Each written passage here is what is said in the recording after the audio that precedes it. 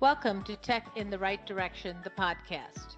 Let's take tech in the right direction to drive social change and close the employment, pay, and culture gap for women in technology. This podcast is focused on helping turn ideas into action and create opportunities for women to advance in the dynamic technology industry.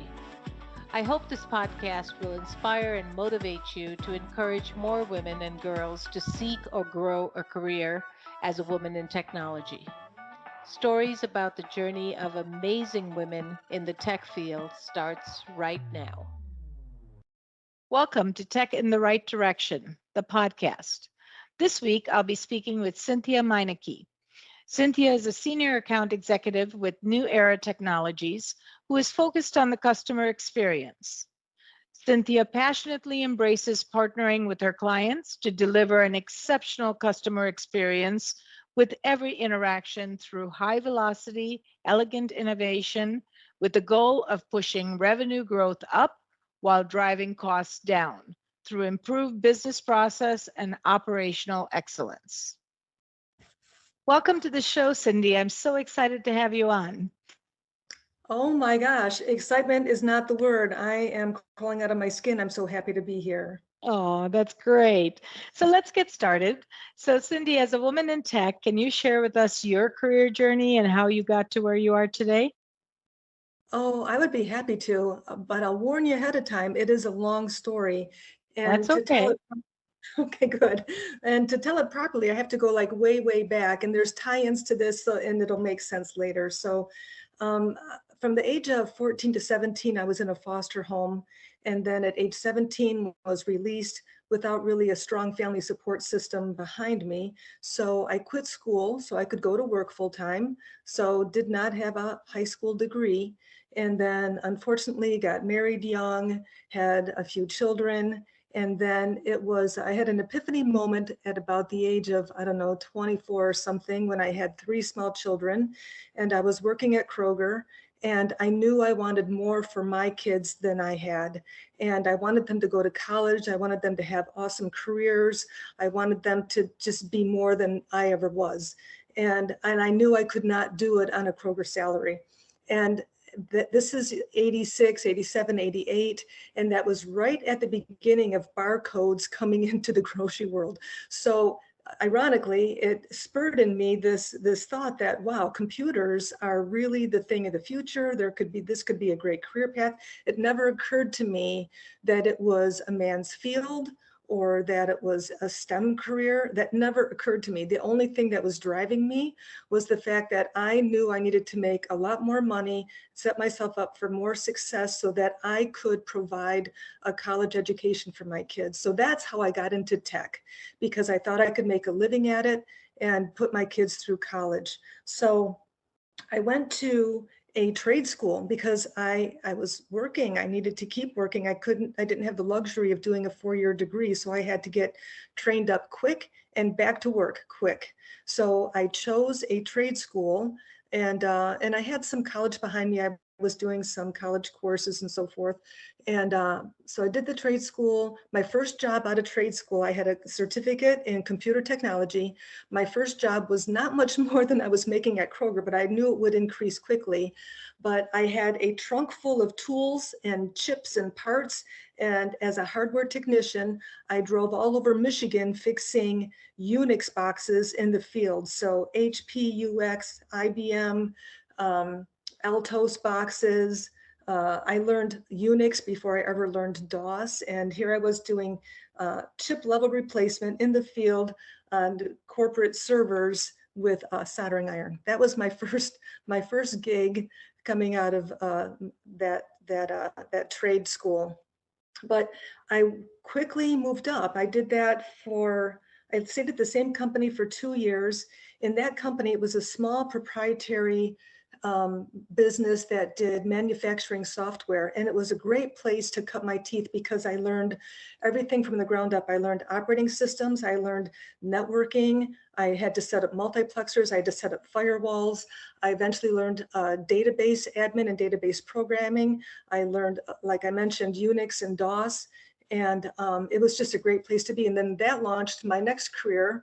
next job, which was at a manufacturing facility where I was the sys admin, and I stayed there for 16 years and worked up to be the director of IT, and again did everything in the business. But that's where I learned the business side of things, that how much great technology could affect positive business outcomes. And that's when I got really passionate about the field that I was in, and knowing that with the right technology, you could change a business outcome. And that just really excited me. And so after getting to be the director of IT, I thought that I could do more. And I thought that I had all this knowledge and experience and whatever. And I don't know what possessed me to think about this, but I thought that sales would be a better place for me to be, because I could be more of a consultant in sales. That I had, having been a director, I could sit across the desk from a CIO or a CTO and talk their language with the business acumen that I had gained and what I had learned about marrying technology to solve business challenges. So that's what prompted me to do this quantum leap of a career change into sales. And then spent 2 years at my first company where I didn't know a thing about what I was doing, but I figured it out and I learned. And that was 2006. 2006 was my first sales job. And then I've went to another company, more sales. And now today I'm at New Era Technology. So it's interesting that I started from a very small proprietary little kind of mom and pa sort of shop. And today at New Era, 3,000 employees, global entities, 60 countries we have offices in, and working with Fortune 500 companies. And so my career has grown over the years from working in small SMB, and not that that's different or bad or whatever, but just it is really my understanding and outreach has grown through my career as well. So that was a long answer, but that's how I started in IT, and that's how I ended up where I am today. That is amazing. I love your insight, how insightful you were from the beginning. So was it the barcodes that at Kroger that said, okay, I want to go into technology, or what was that trigger what was that light bulb moment when you said, okay, technology or computers is where I want to be? You know, it was good that I started in hardware, because the way my mind works, working on the cash register and seeing those barcodes, I wanted to understand what happens. How does that scanner work? How does it even read that barcode? And where does it get that information? How is that information stored? What does that barcode mean? So that really was an intriguing moment that opened that door.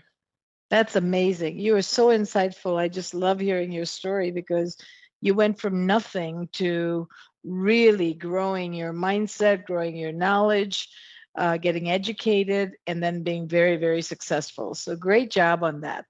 And like I said, your background is unbelievable. What do you attribute your success to?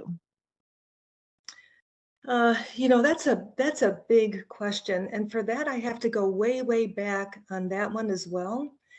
Um, so at the age of 4, I suffered an accident where I was walking through the woods with my grandma, and a tree limb, which was a thorn bush actually, kind of whiplashed back and poked me in the eye and caused me to be blind in my left eye. But at the age of 4, yeah, it sounds worse than it is, but it was a good thing, because it's funny. I've had my whole life to kind of reflect on what I learned through that experience, because that put in motion surgeries and doctor appointments, and you know, this was 55 years ago, where nobody knew what to do with this. This was quite an injury, and it caused a cataract and then internal damage and all that sort of thing. And so some of the surgeries that I went through, and my parents couldn't be there, and as I remember as a child, never asking why. And I think that served me well. No matter whatever happens in life, whatever challenges we're faced with, I never asked why. I just figured out how to overcome them. So part of it healing process was they put patches on my good eye to try to force me to look through my bad eye, which Mm-hmm. was blind. So you can imagine what that felt like, being 4, covering up my good eye, can't see anything, and trying to cope, right? Try to eat, try to Mm-hmm. get dressed, whatever. And I think that built in me this resiliency to just overcome and figure it out. And That's amazing. Amazing.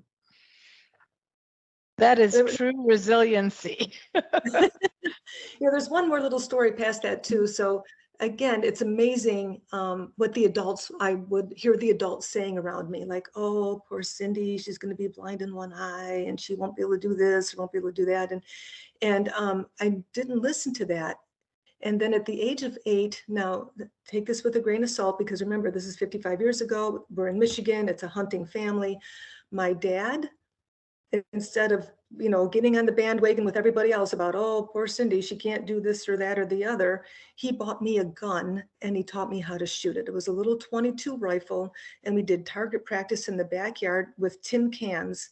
And think about the profound lesson of that. That profound lesson was, don't focus on what you don't have, because what you do have is enough and it's all you need.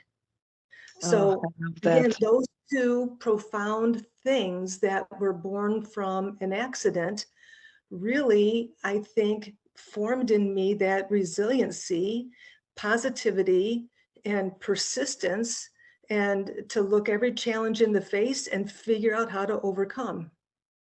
Wow. I love that. Don't focus on what you don't have. You have enough. I think Right. that's such a great piece of advice to almost everyone, because it really builds that gratitude mindset. It builds you to be thankful and grateful for what you have. Absolutely. You're so right about that, Jennifer. That's great. So you've raised 6 very successful children, I mean, with very successful careers. What are some of your secrets? First tell us what are their careers, so that everybody can know how successful they are, and then share with us some of your secrets to raising these successful children. Okay, well, of course, I could talk all day about my kids, and I think every mother can. So I have 6, as you mentioned, 5 girls and 1 boy. My oldest daughter is a lawyer. Um, her husband is a defense attorney. She's a prosecutor. And I am so incredibly proud of her and how she works in a lot of domestic violence cases. And she just makes me proud in the way that she defends people who really can't Mhm, defend themselves. mhm. And then my next daughter, she is about to finish her second master's, and she's a teacher. And anyone who's a teacher, I bow down to them. They have the hardest job these days. They're entrusted with so much.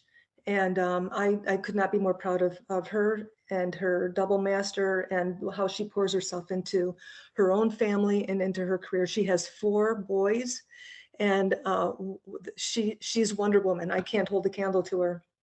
And then my son is in IT with me. He's also in sales. And I was fortunate enough to have worked with him for 10 years side by side. And actually for a couple of years, I was his boss and his mentor. And so I like to take all the credit for how successful he is. I'm just kidding. You should. You should. You deserve it. No, he's got great charisma. He understands technology. He has a great presence, and he has incredible empathy to understand, again, business challenges and how to solve those business challenges. Then my next daughter is a nurse, and again, and she walked into this COVID mess on purpose because of Yeah. her heart to serve. And then my next daughter is an equestrian professional and a national equestrian champion. And that's a whole nother story. And then my youngest, my baby, who's going to be coming home very soon from college, she is an opera singer. She attends a music conservatory in North Carolina, and her goal is after this, so she's going to graduate next year and then do graduate school. She's hoping to land a spot in Germany, which would be a fun place for me to go visit while she's there studying. That would be amazing. And see, I said to you listeners that she has 6 amazing, very successful kids. So what are some of your secrets for raising successful children? Well, I have to first start by saying I still carry a lot of guilt about things I did wrong, things I could have done better. And I've asked every one of my kids to forgive me for the mistakes I've made. And having a relationship with them now as adults is no different than having a relationship with anybody. It takes work, it takes effort. And I love them and appreciate them, and I respect them. And I think, so one thing as I was raising them and they were younger, and you know what that's like, they can be bickering and whatever, and sibling rivalry, whatever. But one thing I tried to always instill in them was to respect each other. I thought that was key. And then I always had high standards for them. I pushed myself, and I knew that they were all capable of greatness in their way. Whatever, I tried to find what it was that made them tick, what their natural bents were, and try to support those natural gifts and talents that they were born with, and did my best to do that. And then just held them to a high standard. Find what you're passionate about, follow that passion, and be great at what you do and be proud of what you do. That's great. And, even before you said the word respect, I wrote it down because I can see how you respect them so much. And I figured that was one of the top things you taught them, is to respect other people and respect themselves. And the high standards, comes without saying, because you set some really high standards for yourself. And I always say, set the bar high. You may not achieve quite that high, but you at least got a lot higher than where you would be if you didn't. So it's amazing that setting high standards really, really works. And I love the passion that you put into it. Yeah, I couldn't agree more. That I actually have a sign on my desk that says, "Shoot for the moon, and if you miss, you at least land among the stars." I love that. I love that. So I'm so impressed with your passion and drive. Where do you get this from? I don't know. I think what I talked about before, of that accident at such a young age, and having to overcome that and learning resiliency through that, and not asking why. And it hasn't been until later in life, and reading some of the great books that come out of the research minds of Harvard and Cambridge and Stanford and so forth, of learning that there's no such thing as losing. You're either winning or you're learning. So even if you face a challenge and you don't quite overcome it, you learn lessons, and if you're fortunate, you get to face that challenge again and eventually learn the lesson right the second time, and tackle it. Wow. Yeah, that's, you kind of said something that just got me thinking, because I think I was always that way too. I never asked why. And I didn't stop to think, oh my God, woe is me. I just wanted to move forward and never look Right. back. Yeah. Right. So that just reminded me, whereas I never really knew how to describe it. And when you said that, I was thinking, wow, maybe that's really why, That's great. That's great. Did you know that there is an increase in the number of women leaving the tech industry? As a woman-owned business, Directions Training has made it our mission and passion to change this statistic. That's why Jennifer created this podcast. We showcase insight from everyday women for everyday women in the tech industry. Do you know other people that would benefit from tuning in? Share the link and help us drive the advancement of women in the tech industry. Do you have a journey or know of someone that our listeners would benefit from hearing about? Reach out to us at directionstraining.com/podcast. Don't forget to follow us on LinkedIn, Facebook, and wherever you find your podcasts. Now, back to the show. So tell us more about passion for winning. So of course, all of my answers always have a story, right? Yeah, So, stories are great. all right, so passion for winning. Over the years, through my last, let's see, there's a gentleman in our area, Matt De La Cruz, who runs Winning Minds Consulting. And I had the good fortune of sitting through some of his leadership classes and goal setting classes, and it always resonated with my own sort of studies and things like that. And he also certifies people under his umbrella to be coaches and speakers. Well, because of coming out of the foster system and because of being a lifelong learner in that self-help world and wanting to understand organizational psychology and why people do what they do, I've gravitated to studying that my whole life. Mm-hmm. So coming from the foster care system, I should back up and tell you one more story from leaving the foster care. Mm-hmm. When I was released from the foster care system, like I said, I was 17 and I quit school, I went to work. And at that time, a friend of mine invited me to come to an adult after hours enrichment class, and it was about the journey of success in life. And I almost didn't go, but I'm glad I went. And it was the first time I was ever taught goal setting principles and making a bucket list and aiming for things that you want in life. And it was a game changer for me. And I think it fed into a lot of that epiphany moment later after I had kids and realizing that I can do more and I can achieve more if I put my mind to it.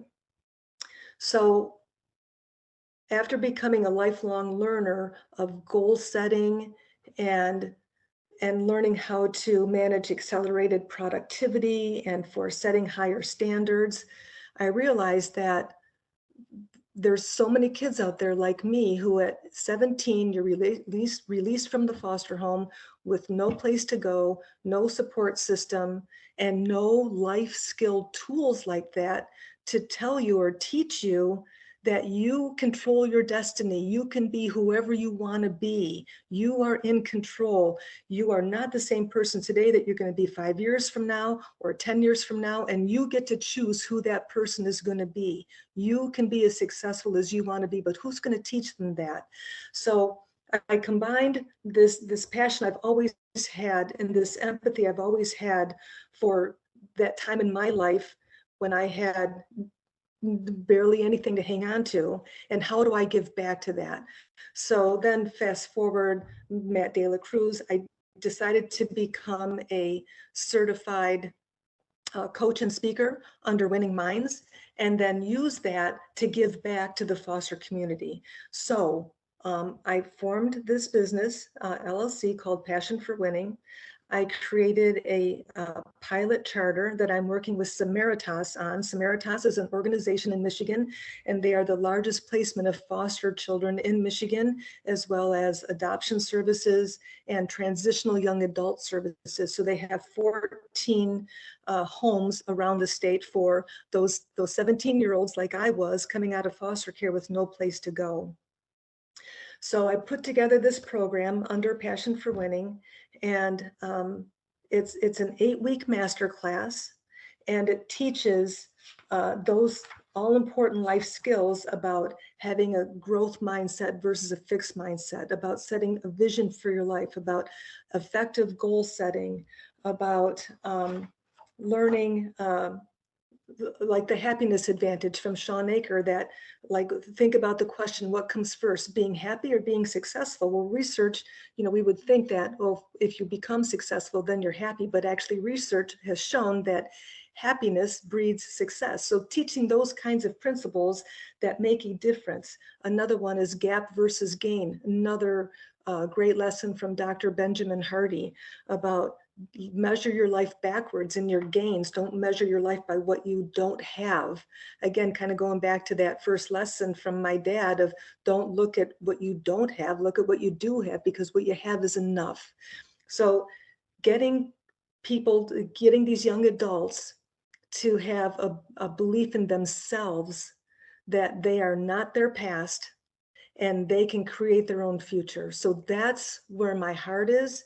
And that's the basis and genesis of Passion for Winning. It's this lifelong desire I've had to give back to that foster community. And now I'm finally at a point in my life where I can do that. That is amazing. Kudos to you for really putting together a program that you can give back, but really make a difference. So have you started this 8 weeks masterclass with a cohort yet, or is it still in the works? So we're setting the foundation for it. And the reason is we're doing the first pilot with 8 students. And so Samaritas is going through the process of choosing the first 8 students, and then we'll use feedback from their experience to set the stage going forward.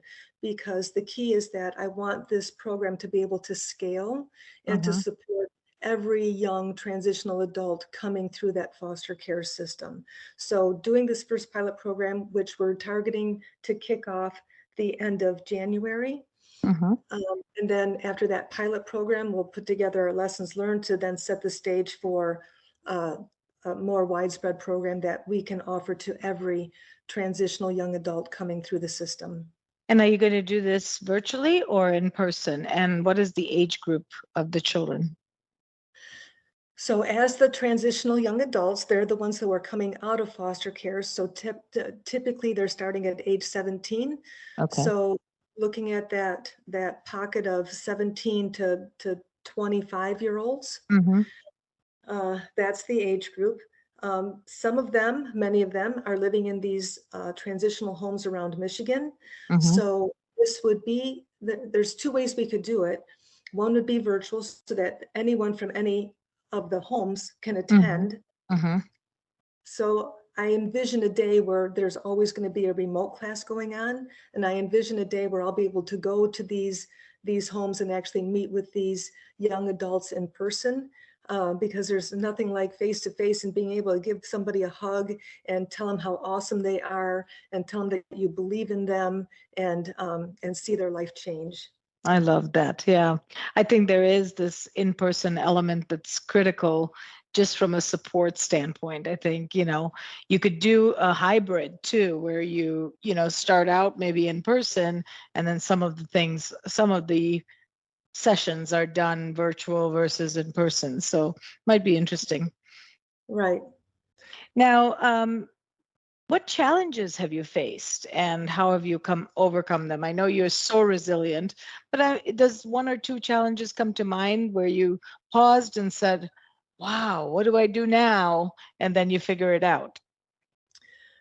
I have to be honest with you, the hardest one was childcare. So think about this. I was raising 6 kids in the throes of, in all the days of my technical career. So the travel, the long hours, having to be in the office, and really COVID, I think, has worked to our benefit in resetting the stage and making remote work possible so that we have true work-life balance today. That was probably my biggest challenge, was trying to create that work-life balance, because those were all the years where you were expected to be in an office all day long, and with pretty stringent rules around that. So, and it was never easy to leave for lunch, come home, anything like that.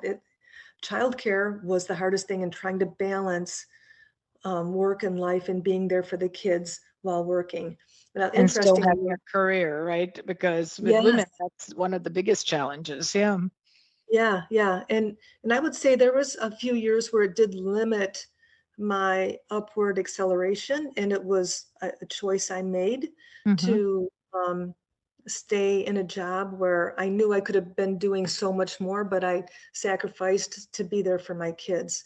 I'll tell you this too, that the manufacturing company that I was working with while I was working my way up to be the director of IT, there were some years there where they needed a custom written application. And I think I spent, I don't know, 2 or 3 years writing tens of thousands of lines of code for this custom application. But I convinced them at that time to let me work from home a couple days a week. And that was unheard of at the time. Mhm. Nobody Mhm. did that. But I was coding, and I didn't need to be in an office to do that. So it was a pretty big deal at that time for the company to let me do that. So I'm very grateful for those years where I got to stay at home about half the time and be able to be there when kids got off the bus, or be able to drive them into school in the morning.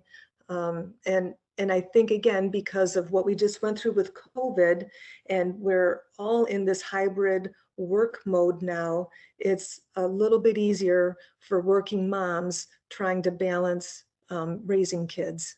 So true. So true. I think organizations have realized that people can be productive and do a lot more and reduce their stress level, get a better balance for home and work, and not have to commute for hours, in a day, and Yeah. still get the work done. So I think they are realizing that that's possible. So COVID did Mhm. have some blessings. Yes, they did. Yes, it Yeah. did. How about some lessons learned or leadership skills that you've learned in your career? One of the things that I learned over the years is stop, think, pause before you react. And do you have anything that you've learned over the years that you've changed and said, wow, I should have done this a long time ago? You know, I have to go back to raising my kids, and the question that you asked me about raising successful children. Hmm. And the answer to that was respect them and have a high level of expectation. Hmm. And I would say it's the same answer. Same thing. Yeah, that's great. That is so true. Have high standards and respect. Hmm. That's great. I love that. So, have you had any mentors in your career, and how did you find them? Tell me a little bit about how you worked with them. Did they help you, or did you kind of do this on your own? I wouldn't say that I had mentors in the traditional sense where it was another woman in IT that I would go Hmm. to for advice, but there was a woman in particular who was very inspiring to me. Her name was Carolyn Lee. She has since passed. Um, so when I left the foster home, one of my dear friends from my original hometown, I have to set the stage a little bit here. Hmm. So my original hometown was a very white town, Hmm. and it was in the about the mid 70s. The one and only Black family moved in, and I got to be friends with them. And Belinda and Doug were the two kids. They were my age, and Doug went on to have a career at NASA because he was brilliant. Belinda went on to be. She has her master's, runs her own business. She does physical, not just physical therapy. She worked through U of M and had a program for obese patients, and teaching them how to manage their um, get their physical bodies under control. So anyway, she's great in that space. She's an incredible kayaker, just Hmm. uh, just an incredible woman. Anyway, her parents, Doug and Carolyn, really took me under their wing as their own. And I called them mom and dad, and they were brilliant people as well. Belinda's dad, Doug, was a mechanical engineer, and her mom, Carolyn, had a double major as well. And she was a chemical engineer, and Wow. she was brilliant.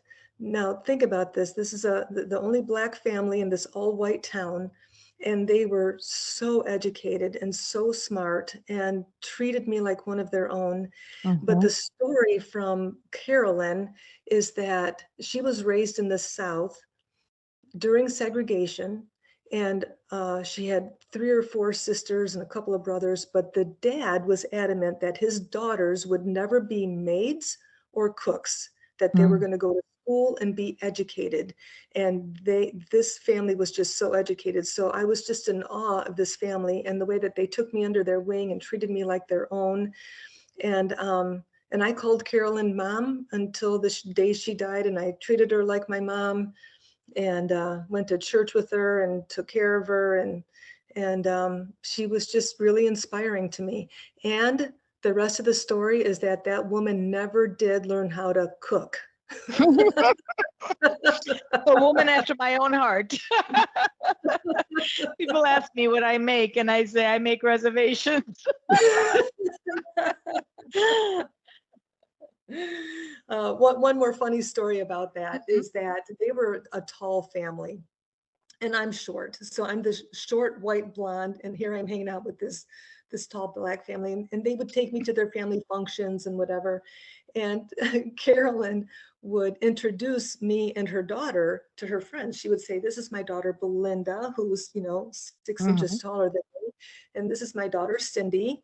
And people, this is a long time ago, right? And people just kind of like give her a look, like, "I don't know what you're telling me." And then she would do like this little sidebar thing and say, "Cindy didn't get our genes. She's short." I love this woman. I don't even know her.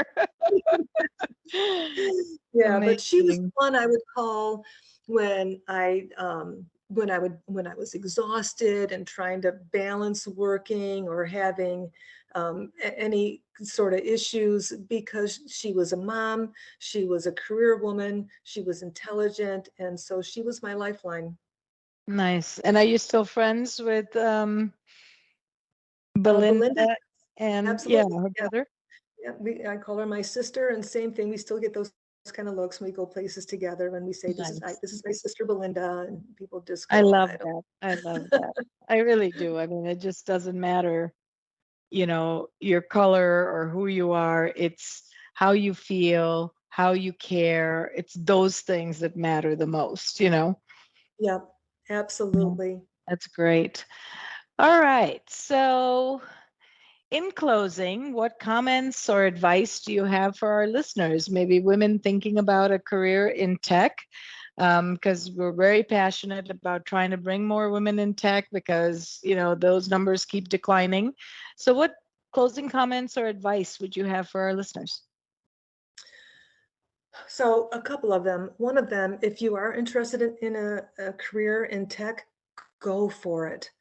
Go for it. Women have this empathetic, intuitive side to them that works in Mm-hmm. business and technology when it comes to understanding how to marry the two together to solve business challenges. We are uniquely made for that, and you will excel. I guarantee you, you will excel. That's number one. The second thing is, I would say, believe in others, but more importantly, believe in yourself. And that if you have a burning desire in your heart to accomplish something, pursue it with your whole heart. Don't hold back. That's great. And, women need that confidence always to trust themselves and not second guess themselves. So that's great advice. Just go for it and really believe in yourself. So that's great advice. Cindy, this was such a pleasure. Thank you so much for taking the time to be on the show. I would love to have you again in the future, but thank you. It was an honor. Oh, Jennifer, the honor was all mine. Thank you so much. Thank you. Thank you for listening to Tech in the Right Direction. Please take a minute to subscribe or follow so that you never miss an episode. Also, don't forget to like, share, and comment. Thank you. See you next week. From IT skill enhancements to end-user adoption training, Directions Training is your resource to help optimize the effectiveness of your technology investments. Over 500,000 students have taken advantage of our wide selection of technology and business training solutions, covering the most popular applications today, such as Microsoft 365, Azure, Windows 10, and more. As a podcast listener, we invite you to take advantage of an exclusive offer. Receive 30 days of free access to our Microsoft official curriculum, on-demand courses for IT professionals or end users. Visit us at www.directionstraining.com/podcast to claim this offer today. Hurry, this offer is only available for a limited time. Success is a journey. Ask for directions.